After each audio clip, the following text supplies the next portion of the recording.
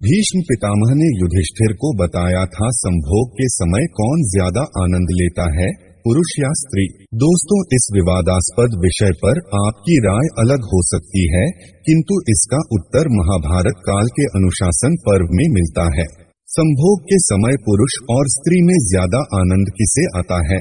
इसका सटीक उत्तर सिर्फ वही व्यक्ति दे सकता है जिसने अपने जीवन काल में पुरुष और स्त्री दोनों का ही जीवन जिया हो। इतिहास में एक राजा हुआ करते थे जिन्होंने अपने जीवन काल में स्त्री और पुरुष दोनों का जीवन जिया था। यह प्रसंग महाभारत काल का है।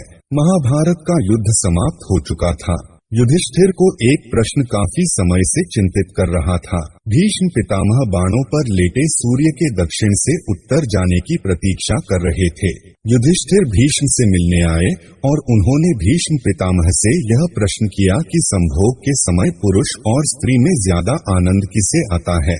इस प्रश्न के उत्तर में भीष्म पितामह ने कहा, हे युधिष्ठिर, वैसे तो इस प्रश्न का उत्तर मैं अपने जीवन काल के अनुभव से नहीं दे सकता हूँ, किंतु तुम्हारे इस प्रश्न का उत्तर प्राचीन काल की इस कहानी में मिलता है।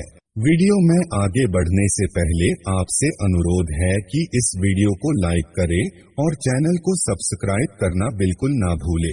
बहुत समय पहले की बात है। चंदावाना नाम का एक राजा हुआ करता था। उनकी कोई पुत्र या पुत्री नहीं थी। संतान की चाह में उस राजा ने अग्नि देवता का अनुष्ठान किया, जिस यज्ञ के करने के बाद में राजा को 100 पुत्रों की प्राप्ति हुई। इस यज्ञ में अग्नि देवता को प्रमुख मानकर पूजा हुई थी। हवन में केवल अग्नि देवता का आदर हुआ था, इसलिए देवराज इंद्र काफी क्रोधित हो गए। देवराज इंद्र ने राजा चंदावाना को दंडित करने के लिए योजना बनाई। एक दिन राजा शिकार पर निकला तो देवराज इंद्र ने राजा को सम्मोहित कर दिया। सम्मोहित हालत में राजा अपनी मति खो बैठा। भूख ने उसे और भी व्याकुल कर दिया। भटकते हुए उसे एक तालाब दिखाई दिया।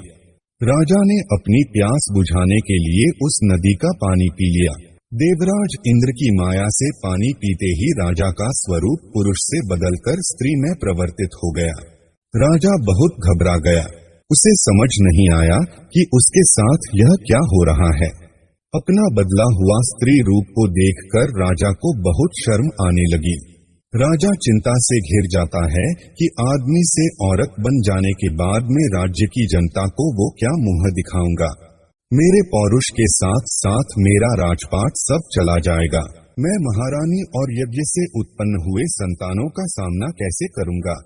चिंतित होकर स्त्री के रूप में जब राजा वापस अपने महल पहुंचा तो उसे देखकर सभी लोग हैरान रह गए।